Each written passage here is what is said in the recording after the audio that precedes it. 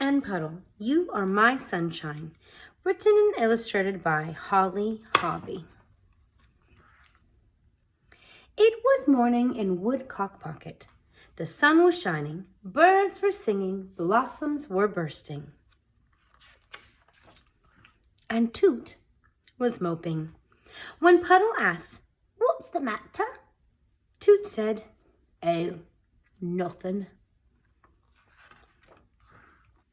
"I've never seen Toot mope," said Tulip. "He's always so happy." "Everybody mopes sometimes," says Puddle, "even Toot." "And it's such a beautiful day," Tulip said. "The sky is so blue." "That doesn't matter when you're blue too," Puddle said.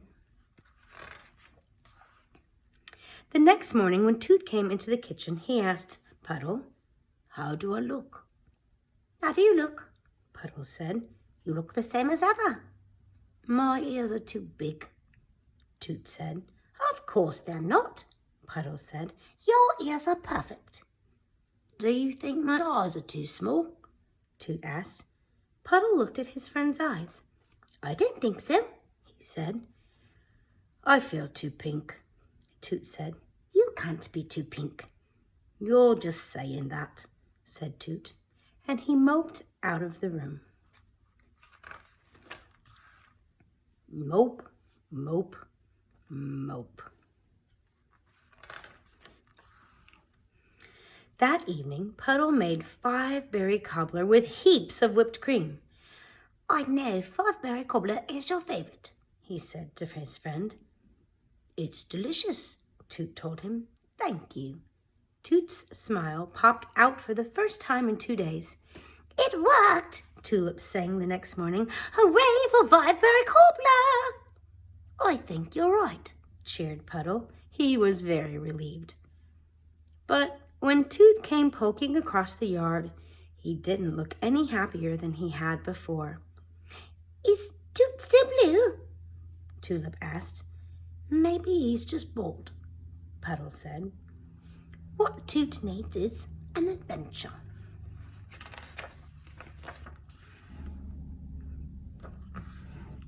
"That was tons of adventure," Tulip said.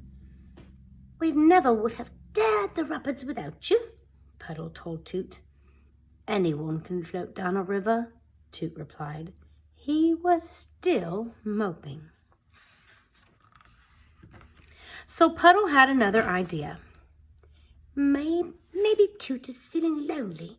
We haven't had company at Woodcock Pocket all summer." Tulip's eyes brightened. "There's nothing better than company," she said. "Let's invite everyone." Everyone came. Ginny, Otto, Phil. Soon Puddle had everyone singing. "Let's play hide and seek," Otto suggested. "Come on, Toot," Puddle said. "You're it." But Toot said, "I'm not in the mood to be it right now." "I think everyone had a wonderful time," Puddle said. "Everyone but Toot," said Tulip. "I shall miss the old Toot," Puddle said. "Me too," said Tulip. Sunday morning wasn't sunny. "I think something is coming," Puddle said anxiously. "I'm afraid you're right," said Tulip. Late that afternoon, lightning crackled, thunder rumbled, and wind lashed Woodcock Pocket with rain. It was the biggest and scariest storm Puddle could remember, and it went on all night. Toot was the only one who didn't seem afraid. In the morning, Pocket Pond was flooded, and there were leaves and branches all over the place, but the air felt different, more fresh and exciting, and the world seemed crisp and new. And when Toot came marching across the yard, he was the old Toot.